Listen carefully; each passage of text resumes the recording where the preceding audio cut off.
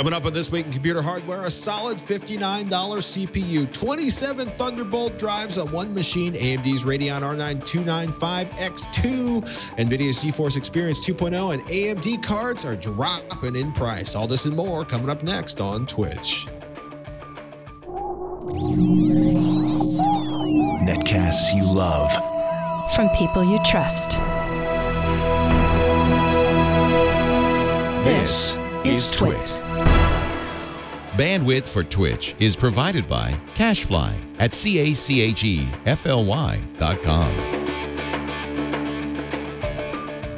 This is Twitch, This Week in Computer Hardware, episode 263, recorded April 10th, 2014. Gaming parts from $50 to $1,500. Welcome to Twitch, This Week in Computer Hardware. Twitch, weekly show that aims to bring you the most useful, most informative, and most important news and advice in computer hardware, tablets, chips, processors, mayhem, and occasionally, ladies and gentlemen, basketball. Mr. Ryan Shrout is in mourning, so we're not going to mention basketball for the rest of the show. I want to remind him that he does have a wonderful, wonderful handicap in golf, and he has many years to correct that. And, you know, how you feeling, man? You doing okay? I'm okay. I'm good.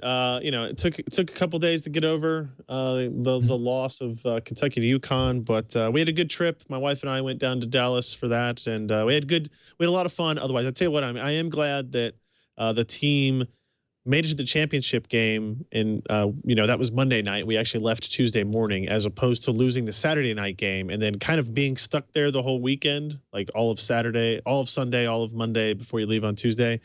I don't know how that would have felt walking around, you know, the whole city with a bunch of people who are a lot more happy than you are. So this way, I was in a bad mood. We walked a mile back to the hotel, went to bed, woke up, got to the airport, and immediately flew away from the state of Texas. I probably don't want to visit Texas anymore for sporting events. I'm 0 for 2. So that's I'm sorry. That just sounds awful. Like, I just like, I mean, you know, on the upside, I mean, it's Texas. There's tequila, there's whiskey, there's barbecue. Oh yeah, lots of good things. There's if you're gonna drown your sorrows, man, you can just drink yourself and heart attack your ass on brisket. But that may just be me. Scooter X just posted something really awesome in the chat room. Macworld Lab is testing for an upcoming Thunderbolt story. In this pick, all devices are connected to one Mac Pro, and Roman sent this out, who I used to work with a long time ago at Tech TV. Do you see all that? That's all apparently connected to that little tiny black cylinder in the middle. That's pretty cool. And I'm going to count really quick, because if all the monitors are connected by Thunderbolt, let's just say that 2 of the monitors are connected by Thunderbolt. I'm guessing there's 1, 2, I don't know. You know, I can't even count this high at the moment. So does that have 4 Thunderbolt ports on it, or does it only have 2? Well, part of the problem is I'm trying to figure out, some of these look like power supplies and some of these look like actual drives. Like, you know, and if you look across the bottom, there's like, I don't know, 1, 2, 3, 4, 5, 6. Hold on, let me see if I get this, because, okay, these are power bricks up there. Those are portable drives. Okay, hold on. I think I got it. 1, 2, 3, 4, 5, 6, 7, 8, 9, 10, 11, 12, 13, 14, 15, 16, 17, 18, 19, 20, 21, 22, 23, 24, 25, 26, 27 drives or NAS boxes, and 4 monitors. That seems easily configurable. Well, you know, the thing that's got me is the math is so high now, I have to use a calculator, right? Because it's, if you figure it, $50 a Thunderbolt cable, that'd be that would be 27 times 50 equals, that's over $1,000. It's $1,350 in Thunderbolt cables. Hey, fiber optic, not even fiber optic, that's all copper cabling. Yeah. Hey, but if you got all those drives and devices and monitors to go with it, it can't be that bad. You gotta be doing all right. I'm not saying, yeah, well, you know, but it's also like the entire, I guess, hardware, probably everything in the hardware bins at the magazine. AMD Radeon R9 295X2 8GB graphics card review. 8 gigabytes. 8. Yep. What in the world do we need 8? Is this going to be like a 4K GPU, solo GPU, or are we going to require 2 of these in to run a 4K monitor, giving us 16 gigabytes of texture mapping glory. Well, so remember, this is a dual GPU card, so it's 8 gigs, but you're still getting 4 per GPU. Okay. First of all, Pat, let me explain to you that you can't do math. Well, sorry. I'm mocking I would myself. say that this card is really mostly built for 4K display. We do 4K benchmarking in our review of it for sure, and that's it makes 4K gaming feasible. It also helps it stand out a little bit more from the competing Nvidia options as well, right? That's its performance advantage stretches a little bit when we go from say 2560 by 1440 to 3840 by 2160. I mean, this card in and of itself, even if you just look at it, it's a beast, right? It's 2 GPUs. Yeah. It's 2 full AMD Hawaii GPUs, 5632 stream processors. If you do the math combining it, they're running at full speed, actually a little bit higher than reference speed of the 290X. You got 352 texture units, 128 ROPs. I mean, anything that one GPU had, you are essentially doubling it. GDDR5 memory, each GPU having access to the 4 gigs as we talked about. It's a $1,500 video card. It has a 500 watt TDP, and it is water cooled. So if you look at the photos of it, you can clearly tell that it's got a kind of like the self-contained closed loop water cooling system that you're used to seeing with standard processors or processor coolers. Right. What they're cooling the 2 GPUs on this graphics card. So you've got 2 Acetec pumps, what am I thinking? Water blocks and integrated pumps on them. They're operating in series. And then there's a 120 millimeter radiator with, all self-contained maintenance-free type design. And, if you look at some pictures of it, on one hand, I think it actually looks kind of neat seeing this kind of self-contained water kit with a graphics card. On the other hand, if you look at just the design of the card of itself, I don't say it borrows a lot from what Nvidia did with the 700 series or the Titan or the GTX 690, but you can tell that AMD spent a lot more time developing the look and style of the card than they had with really any of their cards in the past, right? I think that's all a credit to Nvidia and their kind of push in that regard. And so the card by itself looks good. It has a nice black metal finish with silver metal finish to it with just the red for the fan and red for the logo on top. Yeah, for $1,500 though, this is a premium part. It probably should be good looking, or it should be a monster performer. What's the TDP on those 2 chips that they went to water cooling? It's 500 watts, right? And that's a wow. That's a lot, and it kind of tells you why they had to go the route of water cooling. It's actually even a very interesting portion of this product release is based around that TDP. If you look at the card itself, it only has 2 8-pin power connections. And for people that don't really know how that is supposed to work, PCI Express has specifications for, power delivery and power draw, and power supplies have to meet this, and motherboards have to meet this, and all the products that draw power are supposed to meet these kind of PCIe specifications. The general rule of thumb has been you get 75 watts of power through the PCI Express bus itself, like through the card, through the connection to the motherboard. And then a 3-pin power connector gets you 75 watts of additional power, and an 8-pin power connector gets you 150 watts of additional power. So in theory, doing the math, you would only get 375 watts total power to this card through the 2 8-pin connections and the PCI Express bus itself.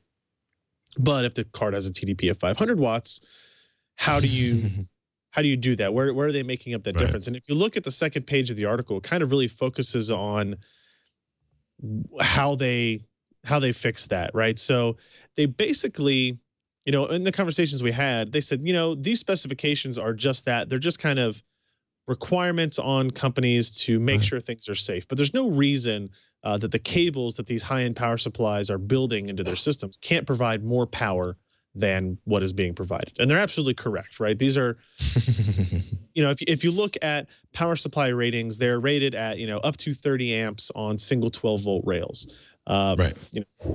60, 70, 80, 90 watts for the entire 12-volt configuration if you have single rail or multi-rail.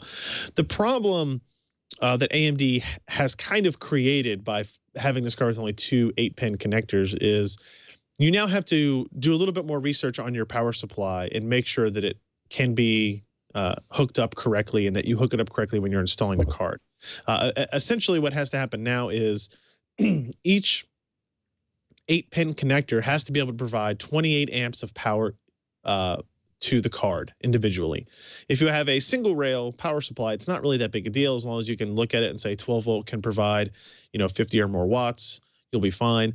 If you have a multi-rail power supply, which I think is still more popular today, then you have to get into things like, well, which rail is powering the processor, which rail is powering the motherboard, which rail is powering, all the hard drives I have in my system or whatever. And you have to, like, if you have a modular PSU on the back, you're going to have to take care to look at which cables are actually attached to which rails of a power supply, which is something we've never really had to do before. They give you an example in the second picture on that page of our article that says, sometimes on the back of a power supply, you'll have two connections that are, both attached to, say, the fifth 12-volt rail. And that fifth 12-volt rail is rated at 30 amps. Well, that means if you're going to, you have to dedicate that entire rail to one of the plugs going into the graphics card. So you kind of have to, I'm going to use one of these available connections from the power supply, but I can't use the other one for anything else. Like you can't plug in a secondary card. You can't, attach a bunch of hard drives to it or something like that. So you need to kind of look out for that. And it's not a deal breaker. It's not that big of a deal. People who are buying a $1,500 video card probably are comfortable looking up specifications of the power supply. There will be a sticker on it, or there'll be, information on the company's website. I guess my biggest issue with it was, in my mind, I don't design power supplies or video cards for a living, but had they just added a third 8-pin power connector, that would have given them an additional 150 watts, which would have taken them to 525 watts, which then you wouldn't have had to worry about which rail you were connecting to, I don't think. So right. They didn't want to do that for some reason, and instead they kind of, wanted to, I think it would have been, maybe system builders would have been concerned about having 3 power connections, but at the end of the day, you're still drawing the same amount of power you would through 2 connections or 3 connections. Nothing's changing physically. Electrically, it's still drawing the same amount of power. It's just a matter of how easy it is for the, DIY person to understand and to actually construct. So little interesting there, but otherwise, the card looks good and performs well. We benchmarked it compared to a pair of GTX 780 Ti cards running an SLI, and it was faster than those cards, right? Sometimes by a small margin, sometimes by a larger margin. And as I said earlier, at 4K, we're really talking about, that's where it kind of stretches its legs and kind of gets out into where you might need a $1,500 video card today. For example, in Battlefield 4, with this card, you're able to run over 45 frames per second at 4K at the Ultra preset, right? So that's right. That's saying something, right? That's a lot of that gives you an idea of the power of this card. You are not essentially getting, you are actually getting 2 Radeon R9 290X cards in a single package. It's a 2-slot card, but obviously you have this water cooling portion of it that you have to deal with. It's not exactly, I hate to consider it a slim card because of that, but it can do that. So it's an interesting product, power consumption wise. It's drawing, it's going to draw that 500 watt of TDP. But again, if you're buying a $1,500 video card, I think we both agree that you're probably going to have a pretty good power supply, and or you're going to be willing to buy a pretty good power supply for that. Right. So yeah, sound levels are good as well, which is a plus, right? The water cooling part helps with that a lot. It's funny, we've got a Puget system in that was built for 4K with one of the Asus PQ321Q monitors that you have gently, I think, sworn that they will pry from your cold dead fingers.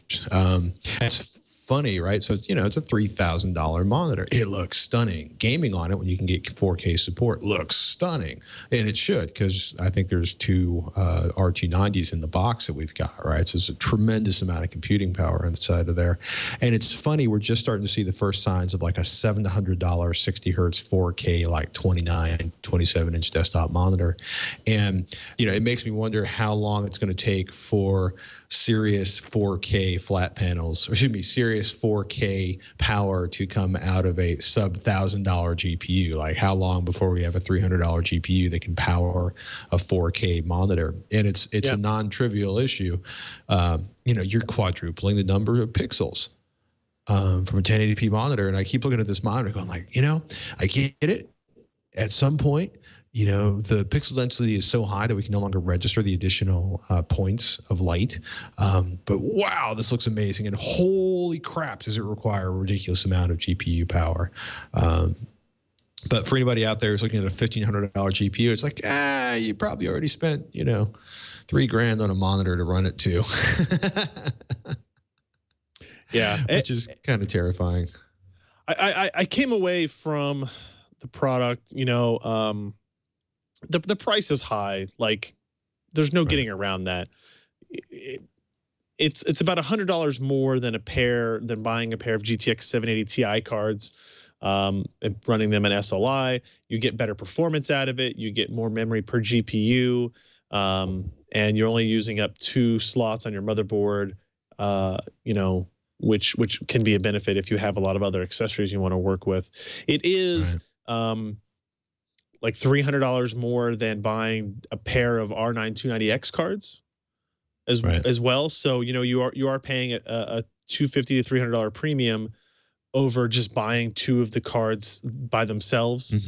Even if you want to, you know, even if you stay inside the AMD ecosystem with that.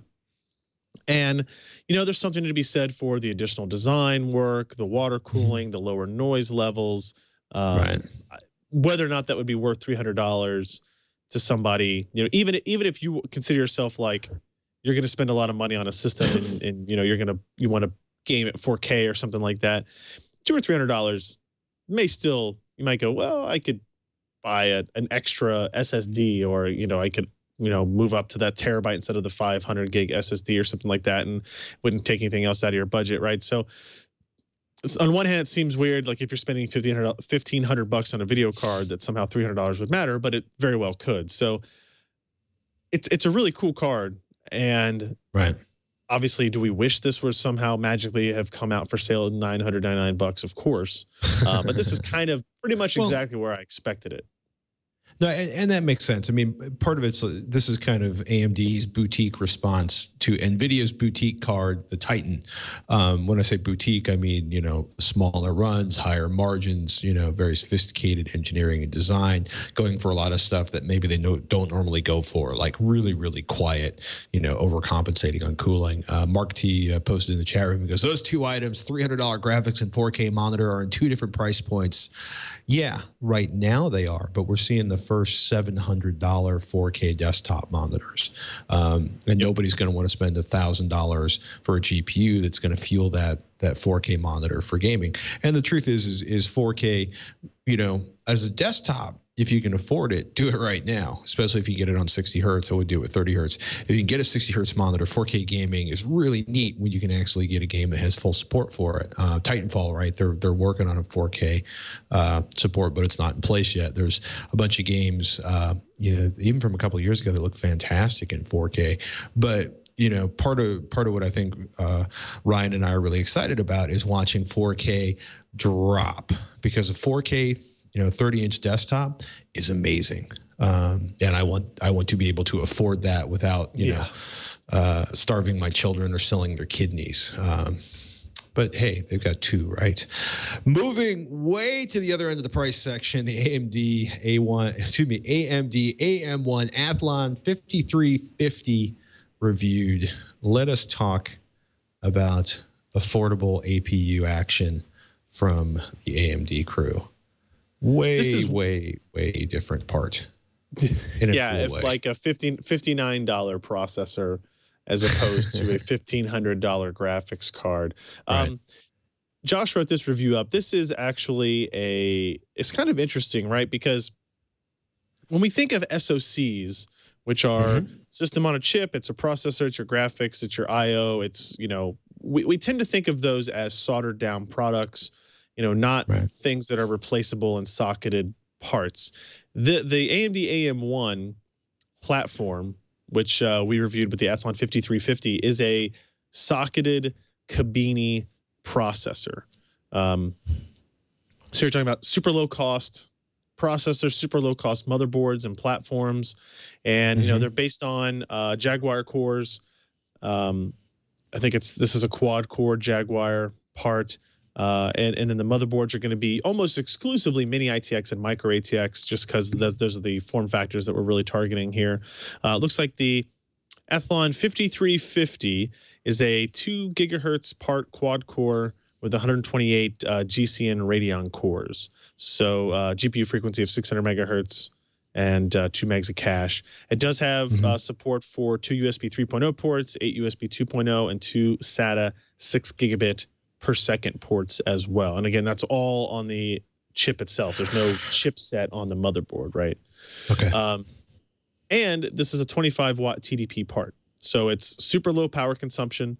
It's meant for, I'd say it's really it was launched initially kind of in the emerging markets areas, India, South America, Asia. But I think AMD, as they are, trying to find any foothold they can in any kind of processor market they can. These I think they're already starting to show up for sale at Amazon and Newegg. With these parts, it's kind of interesting, So now AMD has a part that starts at 25 watts like this, that is a user replaceable socketed part, and you can go up to 220 watts with the FX 9000 series of CPUs as well. It's pretty interesting stuff. It's kind of comparable to Bay Trail, right? You can think of it at a similar performance level. This is going to be maybe a little bit better performing on the CPU side, probably a little bit more significantly better performing on the GPU side. We actually had a Bay Trail platform in for Josh to compare with it, but we apparently killed it in transit, or FedEx killed it in transit or something, because he could never get it to actually post. So the performance comparisons for that, we'll wait until I think Gigabyte's sending us a replacement for that. But those, again, are platforms that you buy that are kind of pre-assembled, soldered down, heat sinks already on there, that type of thing. With this one, you buy the motherboard and you buy the processor, and the processor will come with a heatsink. So it's an interesting product to maybe think about for, we always talk about home theater PCs, NAS devices, multifunction computers, and you can look at the review and see all Josh's benchmarks, but something that Ken and I are playing around with today. Remember, we talked a couple of weeks ago about building a machine built around like the Intel Pentium G3220 or the Athlon X4 760K as kind of like these super low-cost processors with a moderate mainstream graphics card and making a low-cost gaming PC out of it. We did some tests with this, and this might still be an option for somebody who wants to build a super low-cost budget gaming PC as well, because the motherboard that I got in actually has a full-size PCI Express by 16 slot. The one that Josh got in only had a by 1 slot. So depends on what the market is for those. It's an interesting little platform. But I mean, and that's what it is. That's what you have to consider it. It's a platform. It's not necessarily a new processor. And I do wonder, I'm curious, maybe, you can offer some thoughts on, would you, or do you envision people wanting a user replaceable processor and a platform that's this cost, this power consumption, this performance level, I guess? I think you and I and most of the people listening to this podcast have a difficulty envisioning the idea of buying a desktop part that's soldered to the motherboard. I don't know if that's me. I don't know if I'm projecting on you, but at least we want the illusion that we might upgrade the processor in the future and not just want to upgrade to the next generation processor that's available in 3 years. you know, I keep looking at this part and thinking like, oh, if it had support for ECC RAM, it would be the perfect FreeNAS processor. And I'm like, hey, I've been wanting to build a, you know, a router box with a VPN built in. And all of a sudden it's like, wow, for $100, you know, I got a decent, you know, 400-watt power supply I could drop in there. You know, another $50 for memory. I could have this unbelievable badass $200 router box, you know, to go along with all the other weird stuff I have hanging out in the basement of my house, keeping the bits flowing. You know, I also, it's funny. I think you know, I've found my computing as of late is in one of two places. Either the highest end gaming performance I can get my grubby little paws on, you know, which for me is like a you know, a 770 and a Core i7 920 at home with like, you know, 8 or 16 gigabytes of RAM, and then that 4K box we have at work. Or it's spending a lot of time with all-in-one desktop PCs and laptops, and you know, a 25-watt part in a desktop PC that still has decent GPU, you know, graphics performance is really compelling. And the truth is, that's probably a huge sweet spot for the majority of buyers out there. You know, it's going to be interesting, right? You know, we still don't really have decent graphics performance in all-in-ones for the most part, not entirely, or in desktops, or excuse me, laptops, you know, like not entirely, but for the most part. You know, I just want to see, you know, yeah, I want an upgradable part, but you know, I take things apart. I've used a car radiator for water cooling. I've overclocked. You know what I mean? like, you know, I have joined the Ryan Shrout. You will pry the 4K monitors from, you know, my fingers, you know, by whatever means you find necessary, but I'm not going to give it up willingly because it's just that nice to work on. So maybe, you know, most of us creating or listening to this podcast are probably sort of, you know, on the far side of the bell curve, not in the middle of it. So I don't know. I mean, I want fast stuff. I want it to be upgradable. Even the inexpensive stuff I buy, I want to be upgradable. You know, also when you think about that, the thermal, the TDP on that, it's like, where could I put this? I could put it in a desk drawer. I could put it behind, you know, it just, I don't know. It's interesting. Yep. Like this, the next unit of computing, you know, I just put a second Ethernet port on it. You can I can do all sorts of cool stuff with it. Oh my goodness. Vesa. I can never, you know, after 25 years, I should know which one is which. But they may have accepted AMD's FreeSync. Vesa, you might know as the standards body that controls monitors. You probably think about it mostly when you're looking for Vesa mounts on the back of HD TVs and desktop monitors. But apparently, they have accepted AMD's proposal for FreeSync, I'm quoting Scott here, into an extension of the DisplayPort 1.2a standard. FreeSync is the standards-based answer to NVIDIA's G-Sync, dun dun dun, a process for allowing the monitor to time itself according to its driving GPU. All right. Does this mean that AMD has flanked NVIDIA on the G-Sync, on NVIDIA's G-Sync technology, or does it mean we now have two competing standards that the majority of consumers will ignore? That sounded harsh even for me. I think flanked is the right term for that, right? Because AMD has been mostly silent on the idea of what G-Sync is and the benefits of it and whether or not they would kind of introduce their own thing. And then at CES, they first kind of talked about what they dubbed FreeSync. It's kind of a jab at NVIDIA. This is still a rumor that it will be in DP 1.2a. But if it's true, I think it's obviously dependent completely on the timetable for implementation, could undermine what G-Sync does. Now, there are other things we talked about last night, right? Well, we don't know any of the specifics about this. Maybe it caps the refresh rate at 60 hertz. Maybe it caps it at 100 hertz, right?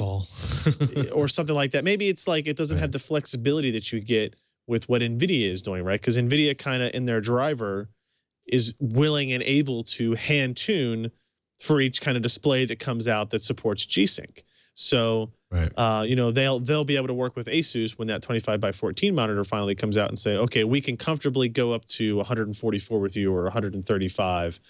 So we'll make sure our driver knows that and react accordingly. Whereas the Vesa standard will have to do one of two things: depend on kind of an updated, what's the information that they send between display and graphics card. I can't remember what it is off the top of my head now, but additional communication between the display and the graphics card to kind of handshake on some of those settings. So if this is true, that's good news, right? Because the more displays that support this technology, the better. I think Nvidia obviously doesn't want this to be true. They want to have an advantage on the display side. But the truth is it feels an awful lot like Nvidia and their partners have either been dragging their feet, or there have been delays and issues with getting these actual G-Sync monitors out. Because after the flurry of activity we saw the first week of January at CES, we really have no releases of products since. So if this pushes things forward on either front, either getting those actual G-Sync displays out, or the first displays out that will have an alternative to G-Sync, I'm definitely for it. Yeah, I don't know. I've also noticed that monitors don't seem to get updated as often as they used to. And there's the 4K thing. 4K is just so delightful and wonderful, and I'm just going to stop talking about it lest the entire audience just spasm and reject the entire podcast, because two of us singing the glories of 4K is probably at least one too many. Yeah. NVIDIA 337.50 driver and GeForce Experience 2.0 release. Scott wrote this up for PC Per. We knew that NVIDIA had an impending driver update providing DX11 performance improvements. Launched today, 337.50 still claims significant performance increases over the previous 335.23 version. What was a surprise is GeForce Experience 2.0. This version allows both Shadow Play and Game Stream to operate on notebooks. It also allows Shadow Play to record and apparently stream to Twitch, your Windows desktop, but not on notebooks. It also enables battery boost, which Scott's discussed previously. Are you excited about this? It seems to be a cleaner interface, or am I just projecting desire on NVIDIA's driver that occasionally looks too complicated? They've definitely improved the UI pretty dramatically. And what's interesting is they've taken Shadow Play, which launched as the ability to record game footage using the integrated kind of H.264 encoder on GeForce GPUs. And they've really kind of slowly but steadily expanded out the feature set that this technology really offers to the gamer, right? This is part of NVIDIA's kind of wide-ranging campaign of, hey, it's not just about frame rate. Frame rate is important, and performance we're still going to offer it. But what about these other things that we can give you that differentiate us, right? So I think the ability to stream your desktop, you can now stream your entire desktop, so you can do game plus an overlay plus lower thirds plus whatever, is actually pretty interesting, because now you can use GeForce Experience with the Shadow Play technology to that's essentially all you need now to do your own kind of game streaming with voiceover and having your own picture-in-picture, camera shot of your face, things like that going on. And it's actually pretty neat, right? We do that every once in a while here, and we have a whole host of complicated computers and cables and cameras and stuff set up to do it. And for our purposes, I don't think that will change. But for just the average person that wants to do that at home, you're starting to see, think of what Xbox One and PlayStation 4 said they were going to offer with Twitch streaming and how easy that was going to be. And NVIDIA is attempting to bring that same mindset and feature set to the PC, which I think is worthwhile for sure. People take advantage of it. No, absolutely. Yeah. Can't really add anything to that. Amazon takes on Apple TV, Roku, and Ouya with a $99 Fire TV streaming box. We posted our review of the Apple Fire TV on HD Nation earlier today. I think it's been on YouTube for hours. If you want to get a full demo of it, it's interesting and I love the fact you noticed that they were taking on Ouya, because as far as I'm concerned, they don't have, it's like a $40, $39.99 for the controller that you see there. If I were Ouya, I would be panicking right now. because Amazon has deep pockets, an incredible vendor base, and all they really care about is Amazon videos, which is really obvious from using this. The big kind of attraction to this, if you scroll up to the top picture, you'll see the voice search button on the remote control. Fantastic Bluetooth remote control. Go ahead and hide your Amazon Fire TV behind your television in the closet in a desk drawer. The Bluetooth remote will get it. But the big thing is they really want you to use voice search. So you press the microphone button, you say what you're looking for, it pops up, and it's really cool until you realize three things. If it's on Amazon Prime, you got to dig to a second window to get to it. And if it's available for free or you already own it on any other channel or platform that's currently available as an app on Amazon Fire TV, it's not going to tell you about that, right? So it's a very, it may be part of the early development phase. I doubt it. I think it's more because it's about, bringing people and keeping them into the Amazon ecosystem. It's a fantastic quad-core box. The graphics are good. I would be panicking right now if I was Ouya, because this, for $100 and $39 a controller with support up to 5 controllers, this is a really cool Android gaming box, by the way, that does a fantastic job streaming 1080p. By the way, although 5.1 audio isn't implemented yet, there is a Plex application you can install on this. There is, however, no Angry Birds. So technically, it may not be a legitimate platform because the Heron-Norton law of platform legitimacy states that no platform is real until it actually hosts its own version of Angry Birds, which the Roku 3 does, but the Amazon Fire TV does not yet. So I'm hoping for an Angry. I have one here. I actually haven't hooked it up yet. You should. Yeah, I know. The voice search sounded the most interesting to me. What this remote really needs on the back of it is a keyboard, right? Like the what was the remote that did that first? The Boxy box. There's been so many over the Boxy. It had just your normal remote on this side. On the back, it had a QWERTY style kind of like thumb use keyboard, and that would kind of alleviate some of the input issues with searching for things if you can't use the voice search. Yeah, and it's interesting. Like last week, I did a review of the smart keyboard from Logitech owns Harmony, which did their keyboard-based universal remote. And I got to be honest with you, having a full-size keyboard when you're trying to find, season 7 of some program or a documentary is fantastic. I don't think anybody's really done a great job with it. And I think Amazon being so focused on mass consumers, and I don't mean that in a bad way. I mean that in trying to make engineering processes and engineering decisions that make it easier for people to use their product. The voice search just delete expletive worked. I wish it did more. I wish they had it. I hope they adapt it for other applications over time. But it was an interesting experience, right? Because I use Amazon Prime pretty regularly because I'm a dedicated Netflix user and have been for years. And then when Viacom moved to all of the Nickelodeon, the Nick Jr. cartoons over, well, they pulled them off of Netflix. They ended up on Amazon Prime. And then all of a sudden I got really intimate with the Amazon Prime interface.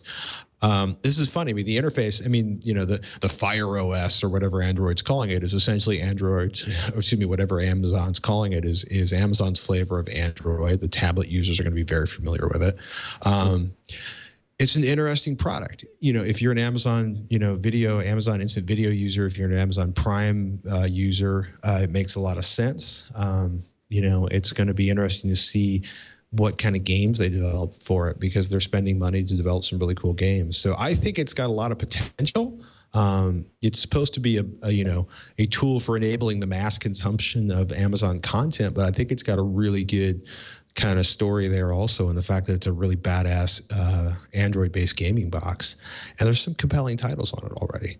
I'm excited. You can watch the full review, get a full demonstration of the interface on HD Nation if you want to see that. They just posted today.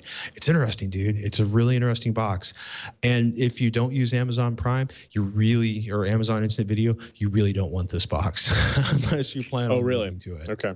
Well, you know what I mean? Like Apple, the Apple TV If you don't use Apple ecosystem, it still works. It's a great Netflix box.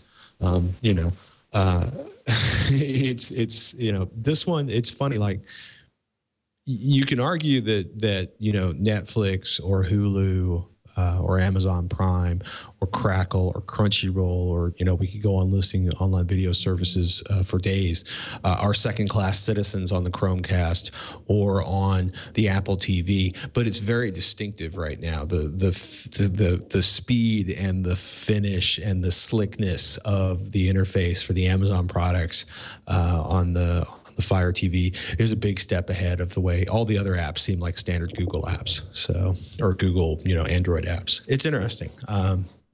It's going to be really interesting, I think, to see where this evolves. There's a lot of power for a set-top box, and that's actually really exciting for anybody who just want to pony up for $500 for a console and still wants to game with people on a big screen. It's got a lot of potential. What I don't know if it has a lot of potential is Thunderbolt networking, which was announced for Windows at NAB 2014. NAB, the National Association of Broadcasters, which is mostly a lot of meetings with people in the broadcast industry, whether it's radio or television or cable or now the interwebs, talk about the things they need. The cool thing is the show floor at NAB, where you can see everything from multi-million-dollar 1080p and 4K professional cameras, the kind of stuff you see at the Super Bowl on the sidelines, all the way down to inexpensive gear for podcasters. It's no longer, quote, also it was originally exclusive to Apple, so you can guess which industries were first adopters. Intel has focused their Thunderbolt announcements on the National Association of Broadcasters show this year. Thunderbolt networking will be available for Windows via a driver. This will allow any connection of Mac and Windows PCs to be paired together by a 10 gigabit network. It's Scott writing that up at PC Per. Of course, quote, this is not going to be something you can plug into a router. This is a point-to-point network for sharing files between two devices really fast. So, it's like BitTorrent Sync with a $50 cable at 10 gigabit point-to-point. So it may cool. be the cheapest 10 gigabit networking you can get. Right? Well, is it really a network if it only has two nodes? Is that a net or is that a line? Yeah, probably. I think it has to be at least three intersecting things to be a network. I could be wrong. Hey, what's the story on I thought it was a consumer drive, but apparently Seagate's new 6 terabyte drive is an enterprise drive. Yeah, I mean, anybody could buy it. This isn't the first 6 terabyte drive we've seen, but it is interesting, as Alan pointed out last night. But this one, I think the first one we saw had hydrogen gas inside. Was it hydrogen? Nitrogen? Yeah. One of those. Hydrogen? Helium. Helium, I bet. Helium, thank you. It was a gas of some kind that, helped gas maintain. Choice makes a difference. You realize that. It had just inert gases and there are volatile gases. It didn't have the ones that catch on fire, maybe. I easily. It was basically the gas in there was meant to maintain, tighter thresholds because the platters had to be closer together and all that stuff. This is actually using, I think that one used 6 platters. This is only using 4 platters, 4 1.2 terabyte platters on there. So they're further apart, more of your kind of standard design for a hard drive, obviously, except for, they're just higher density platters.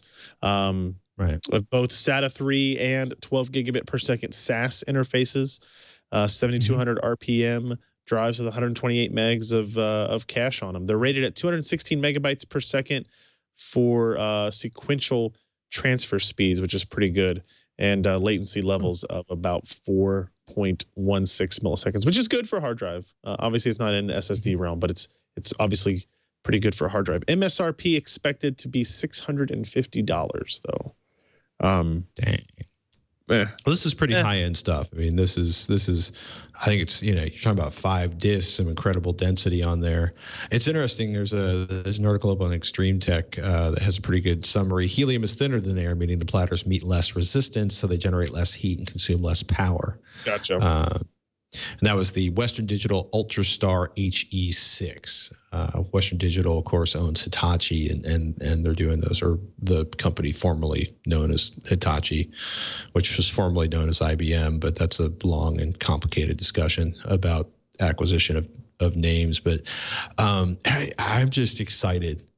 Anytime we see a capacity jump in hard drives, I just get excited. And I'm ready for a good $200 6 terabyte hard drive because, smaller zeros and ones make for even more incredible need to back up your gear on multiple drives. Yeah. But think about that, dude. You could have 6, 4, 8, 48. Wow, I could do almost like 30 terabytes in my NAS, 35, 37 terabytes in my NAS. I like that thought. My slow march to petabytes. You're getting there. You're getting there. We have viewer questions, but because he loves you more than I do, Ryan is giving away video cards. Yeah. If you go over to, it's actually on our YouTube channel, youtube.com/PCPer. And there's also a news post at PCPer.com. We have a short little video to watch. You can win. We're giving away a Galaxy GeForce GTX 750 Ti overclocked edition and a GTX 750 overclocked edition as well. And all you have to do is be a subscriber, and you're commenting and that kind of stuff, and you'll be entered in the contest. So if you want to win one of those, find that video, comment, and subscribe accordingly, and you can win one of those 2 graphics cards from our friends over at Galaxy. So, but now we can dive into our questions if you want to. Where did they go? Where did they go? All of the questions. But yes, Ryan at PCPer love you more than I do because they give away graphics cards. Thank you, Galaxy. Got an email about R9 price cuts. By the way, if you want to email us, it's Twitch, TWICH at twit.tv. And you have mentioned on previous shows how the crypto coin, Litecoin, Dogecoin, Bitcoin mining has affected the GPU market. Get ready for extremely cheap cards to hit the market that are only a few months old. Long story short, is that specialized ASICs have made GPU mining obsolete. The result is that I'm trying to sell 2 Sapphire Tri-X 9 280X cards, and I'm not even getting offers at a $250 asking price. Excellent, which means I can now afford to upgrade my card. AMD cards about to get hit real hard in the retail market, but savvy buyers are going to be able to get great cards at a significant bargain. And while I feel great sympathy for the crypto coin miners that are getting hammered in the GPU market, I am excited for GPUs to sort of normalize their prices back again as scarcity is reduced.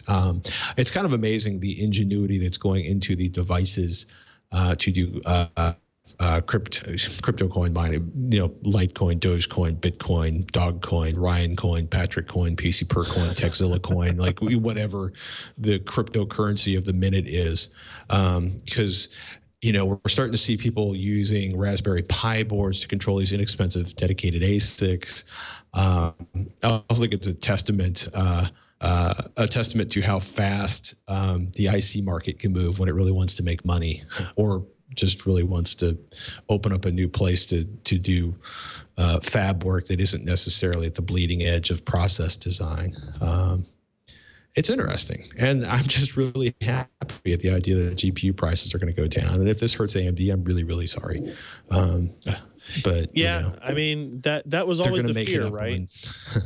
Right. That was always the fear, that all these cards that are selling for really high prices now, it didn't benefit AMD at the time. It benefited them in that they were making their normal profit margin. It more benefited Newegg and Amazon and anybody that was actually selling the products directly. But now, if some of this stuff, we have a tidal wave of R9 280 and R9 290 cards coming back into the market, it's definitely going to lower prices on anything that's available, and it's going to keep whatever AMD has been producing, for a new product on the shelf quite a bit longer. So we'll see. It's weird. Yeah, I mean, it's interesting. I mean, Bitcoins are down to $400 a piece. The IRS has ruled that it's property and not currency. And yeah, I just posted a link. The 11, GH/S. Gigahashes. I can never remember. Thank you. Gigahashes per second.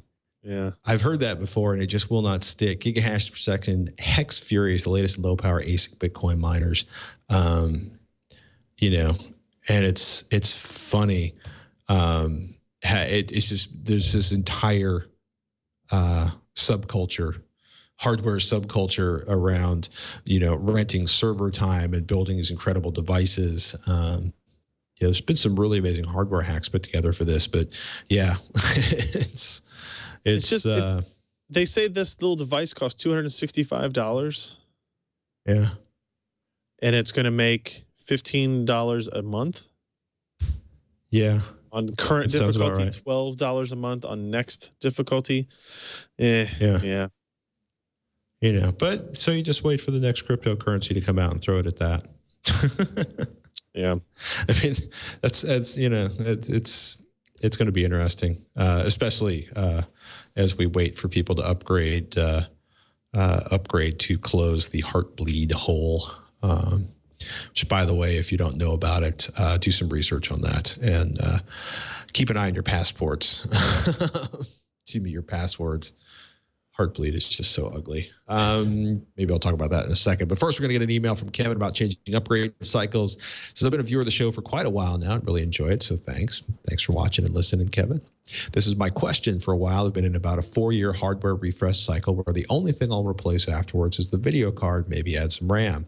This hasn't been working out so well for me lately, as I often play games that are mostly CPU bound, Civilization, Football Manager, etc., and I'm at the end of my 4-year cycle. I've been thinking I should shift from buying more expensive parts every 4 years to making smaller, approximately Canadian $300 CPU and motherboard purchases every year or two.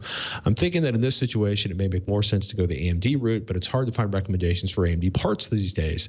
Does it really make sense in this case to go with AMD? And if so, what budget, which parts would it make sense to buy? You know, if you're primarily CPU bound, I get the idea where you want to upgrade your hardware and get the boosted performance. Especially because the games you're talking about aren't really GPU burners in terms of you know what gets taxed on your system. My thought is that if you upgrade every year or two, you know, even at $300, you may be profoundly underwhelmed by the performance you get, the performance improvement you get. You know, I still think around, for me personally, right, and I also still believe in defragging, which I'm still getting beat up for. Windows 7 did not fix drive fragmentation issues. It just improved them.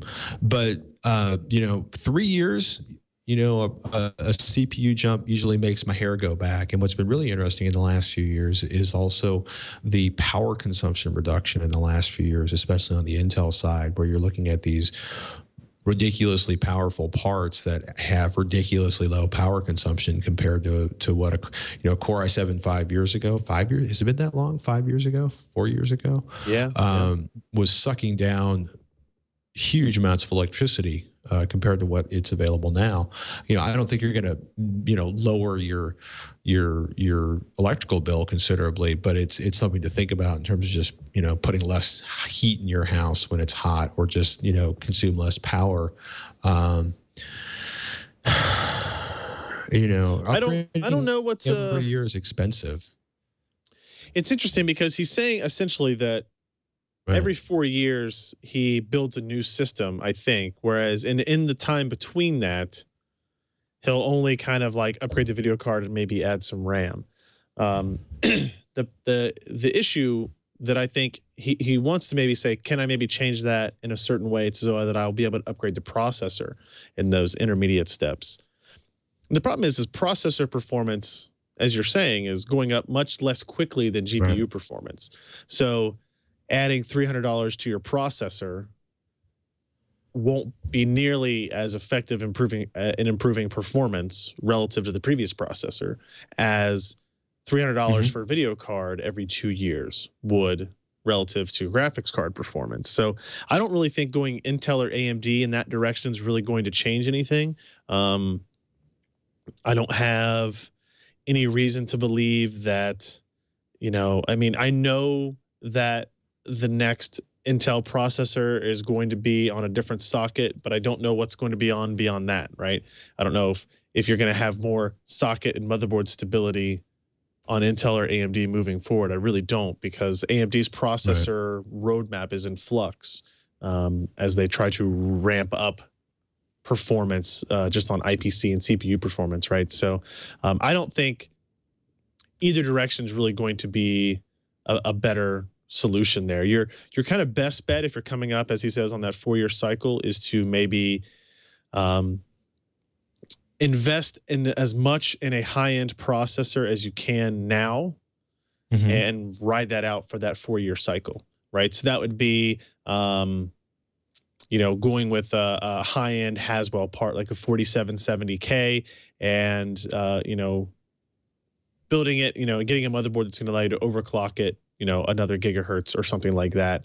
And that will help stretch out that processor investment over that 4-year period. And I think I think Haswell E will be out sooner rather than later. And that might be something with, you know, 6 or 8 cores.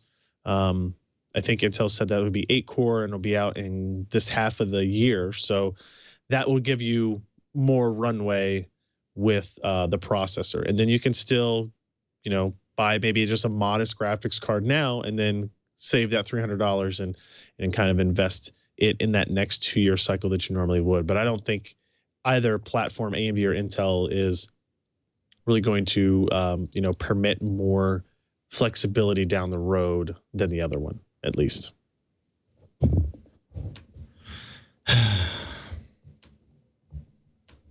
Just trying to think of an easier way to do it. No, it's not bad news. It's just, you know, I guess just want everything to leap and bound forward at high speed. And the truth is, it is getting faster, faster. Yeah, just wait with bated breath. Don't bait it too hard. It's funny. I posted a quick link in the chat room.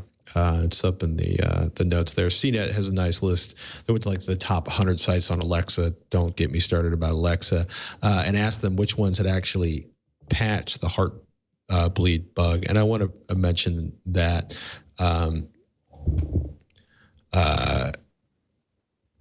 it's one of the nastiest security flaws I think ever in terms of what it is exposing. And of course, because I'm an idiot, I closed the link as I started talking. But there's news on this everywhere, you know, from the major news networks down to serious hardcore security sites. If you haven't heard of Heartbleed, it's essentially a giant ass hole. Security hole that impacts pretty much everybody you go to on the internet.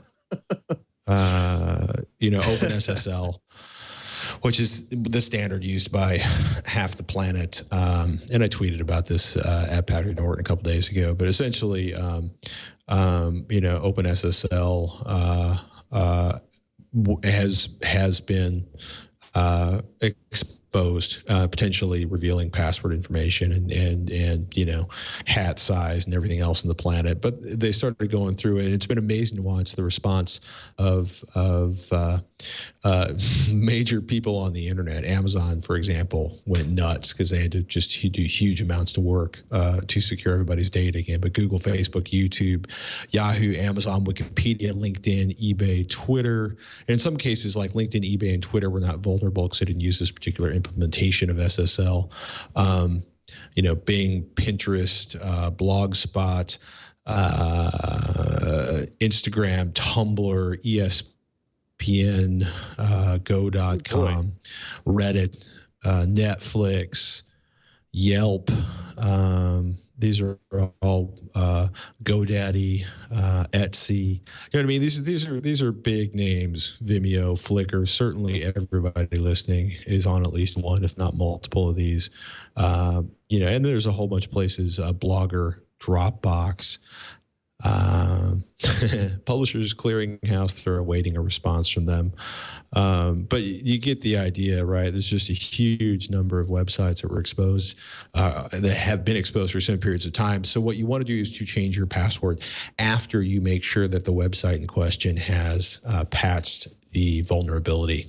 And most people or most websites are being pretty open about that one. But it's one thing, we're a hardware podcast, but this is big enough that I want to make sure everybody knows about it and pays attention to it and updates their passwords, which is probably what I'll be doing for the rest of the evening, because I've been working over this in the last couple of days. It's a pain in the butt. This is a good place for having a password manager. Where did it go? Where did it go? Where did it go? Knox Harrington talks about it. PC Guy 8088 talks about it in the chat room. LastPass has done a really good job of implementing a security check where they're basically looking and telling you which passwords need to be changed. So this is, if you haven't been running a password manager, this might be a really good time to start, simply because, in the case of LastPass, they're trying to help keep you secure above and beyond simple password management. They're basically helping you manage and reminding you to update the passwords that need to be updated to deal with the massive hole inside of OpenSSL, which is patchable, and the internet will get better and we'll all be safe. But yeah, this is, if you don't know what OpenSSL is and what it does, just search for Heartbleed, OpenSSL on Google News or TechMeme, and then, try to restrain liquid coming from all of your orifices simultaneously as you fear and panic. For the most part, though, statistically, you're safe.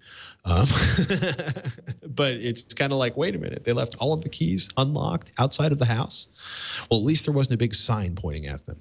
At Ryan Shrout, 4K 60 hertz monitors on existing hardware, tweets at Leops1984. Is it even possible, or will I need to buy a new GPU?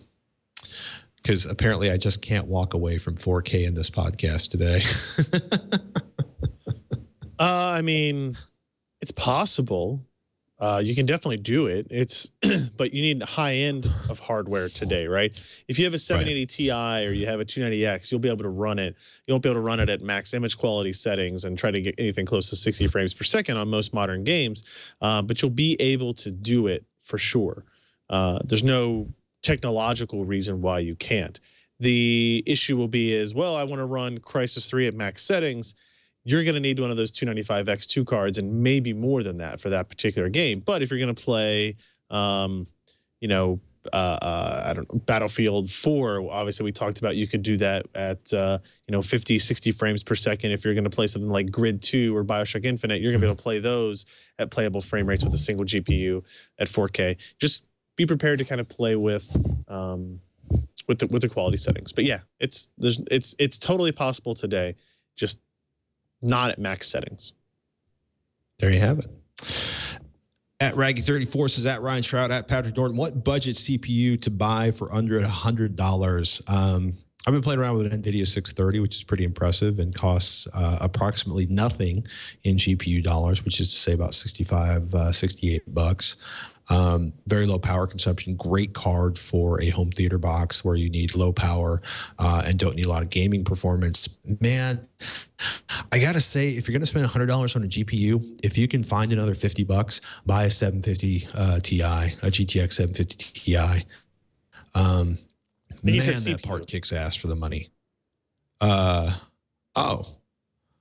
Well, I'm just so used to us getting GPU questions. I went straight there. Well, those are some great GPUs. My GPU advice is to spend an extra $50. CPUs. Well, I'm just totally unprepared to answer that. Just get a Core i5. I will tell you. I think we talked about it last week. You weren't here. There's an article we posted on PCPro.com called "Building a Gaming PC for 1080p for under $550," and we used two processors that I would not have normally used. The Athlon X4 760K is 80 bucks, and the Intel Pentium G3220 is $65. And that $65 Pentium part, it's only a dual core 2-thread part, but it is Haswell. And it runs at 3 gigahertz or something like that. And we did gaming testing with it with an R9 270, and it actually did very, very, very well, I think, comparatively. So, that the benefit of getting something like the Pentium G3220 for 65 bucks is that you can use, it's the same socket that the Core i7 4770K uses. So that gives you room to upgrade if you want to, right? So you can even that low cost Asus H81ME motherboard that's $60 listed there, is compatible with the higher end processors. So you could buy the $65 processor, and you can, I think you'll be pretty happy with it if you're using it for gaming purposes.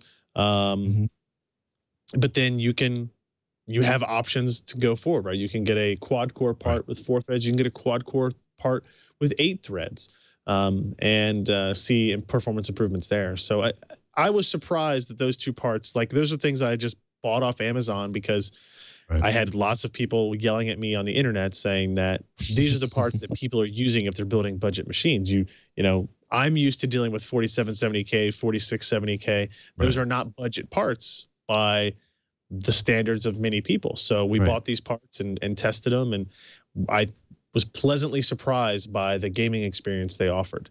I will say that, as Ken pointed out on our podcast last night, that when you're doing other things like in the desktop, you can still tell a difference. Like if you're using the Pentium part versus the Core i7 part, you're going to tell a difference. And this is, you know, when you get back into a dual core 2-thread machine, that's when you have to start being careful about closing down background applications, not leaving, you know, browser windows open, not leaving, you know, not having security scans running in the background or something like that, because now you don't have the headroom to make up for that with a quad core 8-thread processor or something like that. So that's the only thing to look out for when you get into those sub $100 parts. Right. And it's funny, there's a lot of $500 builds floating around the internet right now as part of, like, you know, whether it's for Titanfall or just beating on the Xbox One. You know, and it's pretty impressive the performance you're getting. Like, you know, if you can find an extra 50 or 150 bucks, that, you know, as I mentioned, this is a GPU, but the GTX 750 Ti, there are advantages to be had in terms of a Core i3 or some of the later AMD APUs. You know, we built what I think ended up being a $450 gaming machine for one of our editors around an AMD part, and it's fantastic. Can you tell the difference between that and a Core i7 with 16 gigabytes of RAM?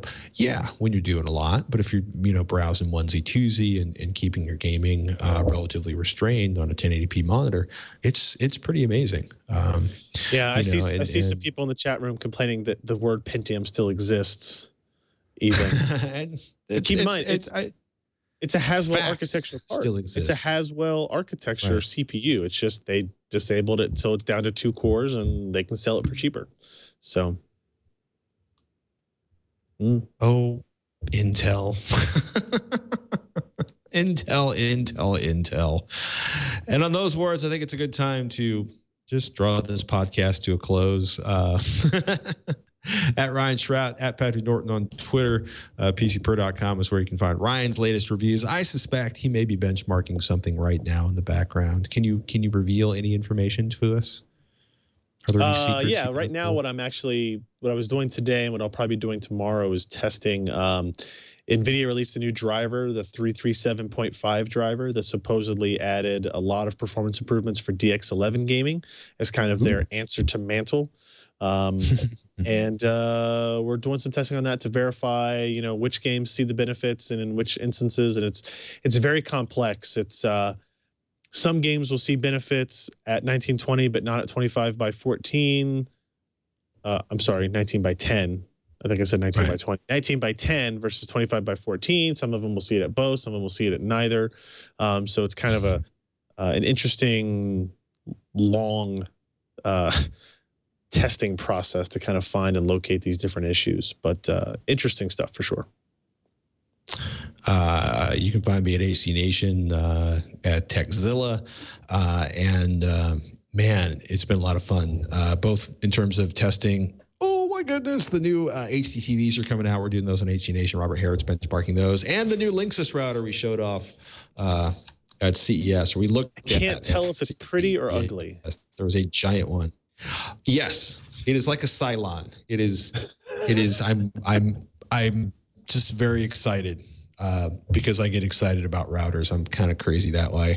It's going to be an interesting one. It is a big, burly, badass attempt to be the king of all routers. And I may have to buy a router to test against it, because I'm not sure I own a bad-assed enough router to benchmark against this.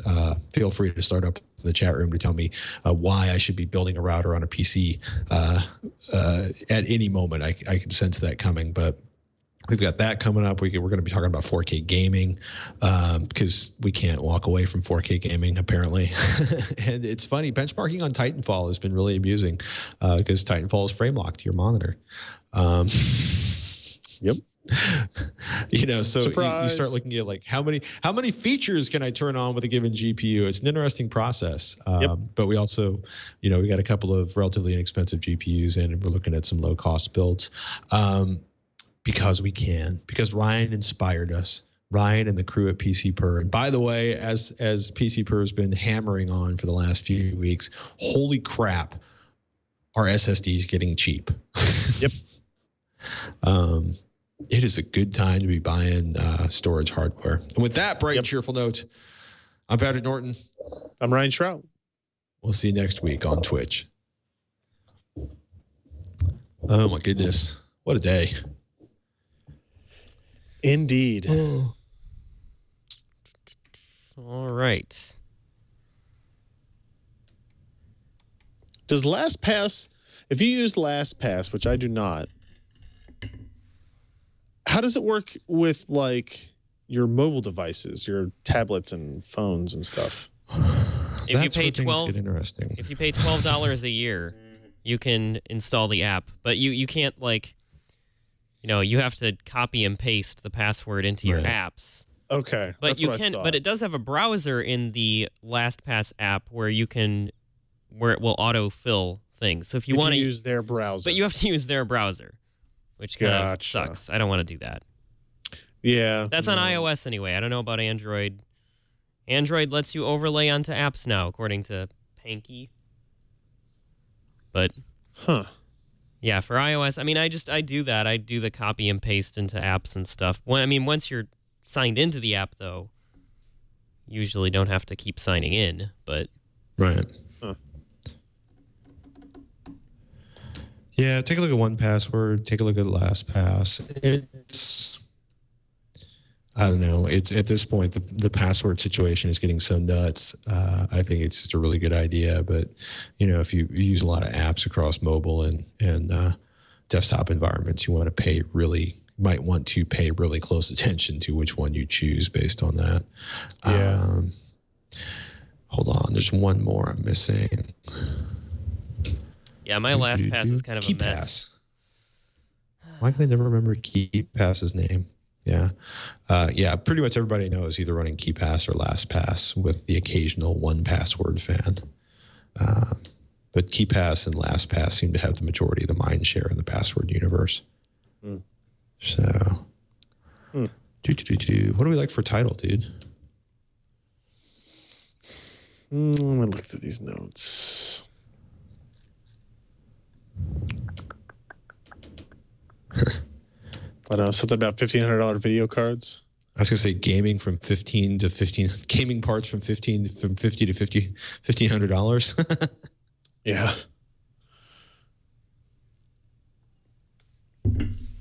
Oh, my Wisconsin guy's in the chat room again. Hi, Y guy.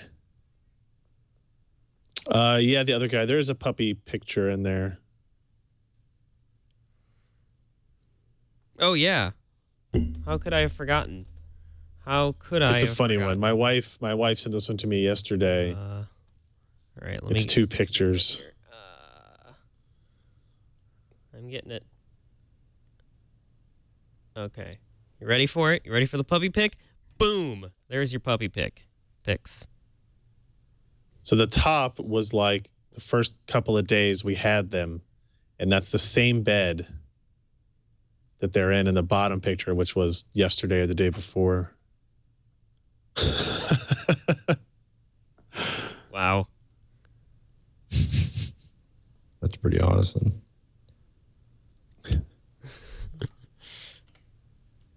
Yeah. Yeah, they're quite a bit larger.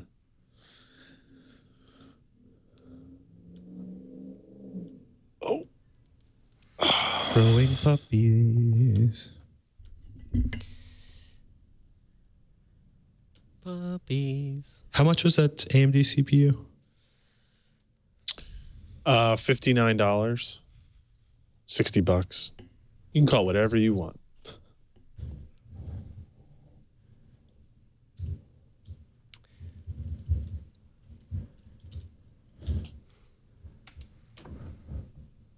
Has anyone used like LastPass, KeyPass, and 1Password to be able to make a decision about which one is better? Because LastPass is great, but it certainly gets hairy after a while. Like mine's all messed up.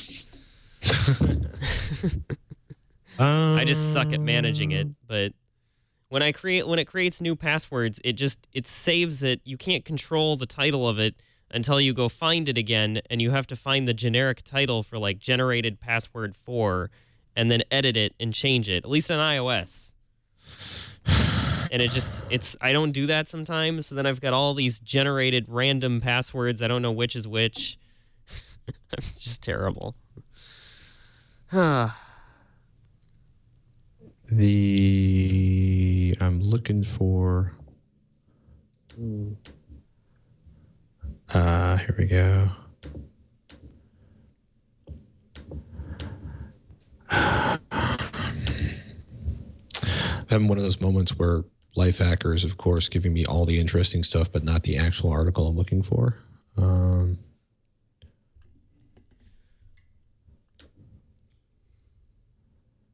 Man, I know a couple people have worked with them all, but I can't, of course, find the article. I'll look for that, Josh. My apologies. No, it's okay. I mean, I know Steve Gibson reviewed LastPass, and I know he likes it. I know a lot of people like LastPass, but, I mean, there's, LastPass does seem to be the leader in a lot of ways, unless you want open source, in which case your option is kind of KeyPass. And then there's just, iOS and password managers, I think is a world-class pain in the ass. Yeah. It is. Let me finish the titles before I get completely distracted and fall right down the internet hole. The internet swallowed my brain.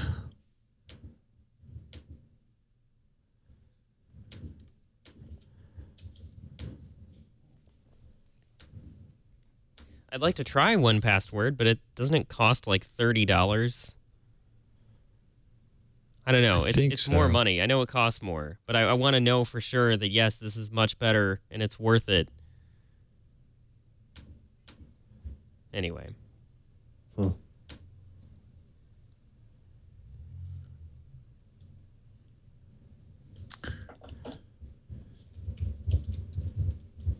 There were a lot of Wisconsin fans at that game.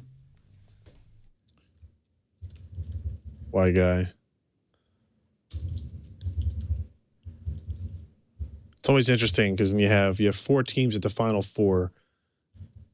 Kentucky's colors are blue and white. Florida's colors are blue and orange. UConn's navy blue, I guess. Wisconsin clearly red. So it's from a distance, it's hard to tell, like the blues apart, who they're actually rooting for, that type of thing. Could always see the Wisconsin people. Wow. Could always see the Wisconsin people. All right. They were nice people, though.